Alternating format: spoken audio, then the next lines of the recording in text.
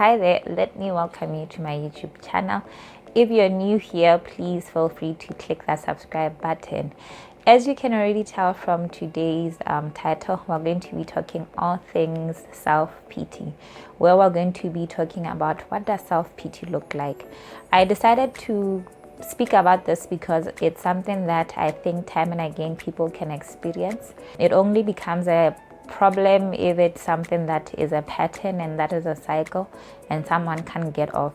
But I really think that it's common because in life we experience things that are not so pleasurable sometimes, and because of that self-pity can be something that keeps on creeping into our life, where we keep looking back at those bad ordeals, at those traumatic experiences, and then we feel sorry for ourselves. So self-pity is something that can come time and again into the present because of our experiences with the past being negative and so on.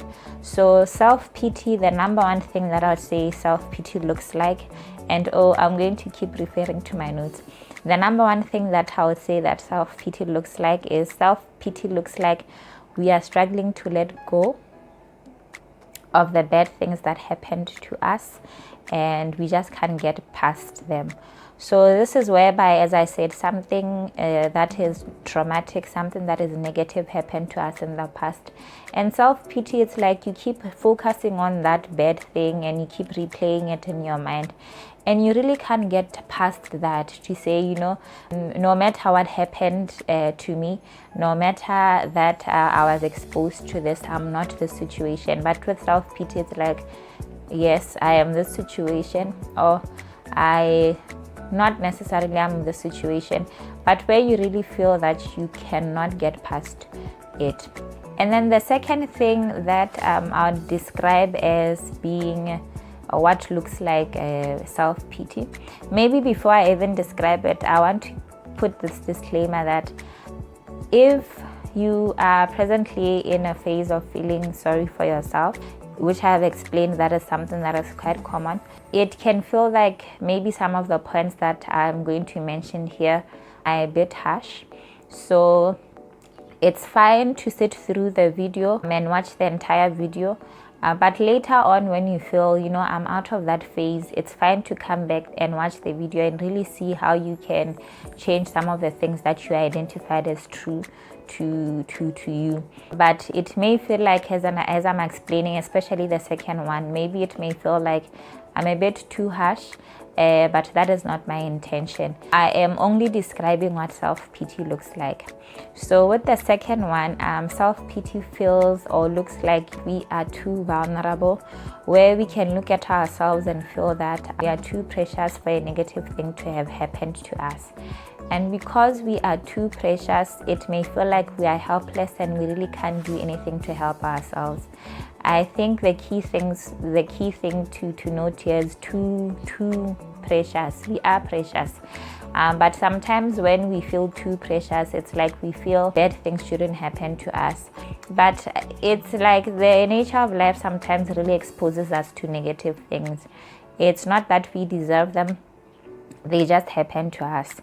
The only thing that really marks how we do in life is how we are able to overcome those negative experiences. They really don't nullify good. They don't nullify that God exists. They really don't nullify all the other things. It's just that the nature of life sometimes really exposes us to negative things, even if we feel we don't deserve them, but somehow we do get exposed to them. I am looking for a person who hasn't been through a bad thing, but I think we have all been through bad things and we can still say there's good in the world. God exists, God is powerful, God is in control of our lives. But I didn't want to get into that too much. I just wanted to say, you know, sometimes when we feel like, you know, we are too precious for bad things to happen to us, it really feels like that self-pity. So, you know, it will then make us feel like we are helpless, and if anything, other people should have stopped the negative thing that happened to us. But then we feel we ourselves we can't do anything. There isn't absolutely anything that we can do. So that is the second thing that self-pity can look like. The third thing is that self-pity can look like we crave for sympathy. Yes. At the core of the self-pity is really feeling sorry for yourself. And when we feel sorry for ourselves, what do we want? We want sympathy. We want that compassion. We want that empathy, for somebody to really understand, for someone to be kind towards us. So at the core of self-pity is we really want somebody else's sympathy, where, we want them to identify with our pain. We want them to feel our pain. And we really want them to say, okay, now that I see your pain, this is what I can do to help you. So that is what self-pity looks like. The fourth thing is that, unfortunately, self-pity can look like we have no potential. Because we feel helpless and we feel that there isn't anything that we can do. And our outlook towards the future is really negative. It's really not progressive. It feels like then we have no potential, where we feel that, there isn't anything that can come out of us, can come out positive in the future for us. And then the fifth thing that self-pity can look like is that, it can look like we don't have any fun in life. Like everybody else is having fun, their lives are amazing. As for us, there isn't anything that is fun in our lives. Everything is dark, everything is gloomy, everything is just negative, and there isn't any happiness. So that is the other thing that self-pity can look like. And then the last thing that self-pity can look like is, we become so past oriented, where it's about the things that happened to us in the past. And, we forget that there is a past, there's a present, there's the future. So it's like the present and the future are things that don't exist. We keep going back to, this is what happened to me, and because of this that happened to me, I am in this state, without realizing that even though the things that happen to us, there isn't anything that we can change.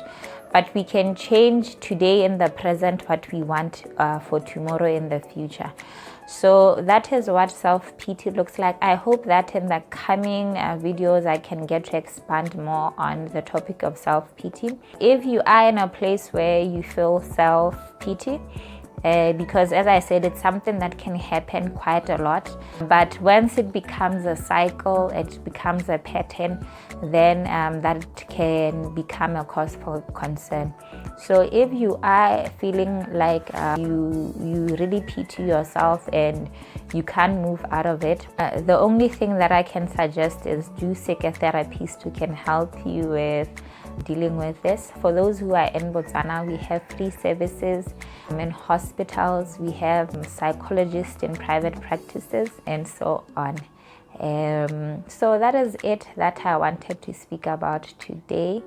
I really hope that this is something that that can really help you understand self-pity. If it's something that you have struggled with, you are struggling with, and if you know that it's something that keeps creeping into your life and you really struggle with how to deal with it. And it's also to raise that awareness of what self-pity can look like, because I think a lot of times we may be experiencing it, but we don't know how to explain it, or we don't even know how to describe and to even name that it's self-pity. There are other numerous examples of how self-pity looks like. Feel free to read them up on the internet and so on. So that is it with today's video. I hope that I can see you next week as we continue on conversations that we struggle with on a day-to-day basis, but we never really get a chance to speak about or have a conversation with someone about. Okay, bye.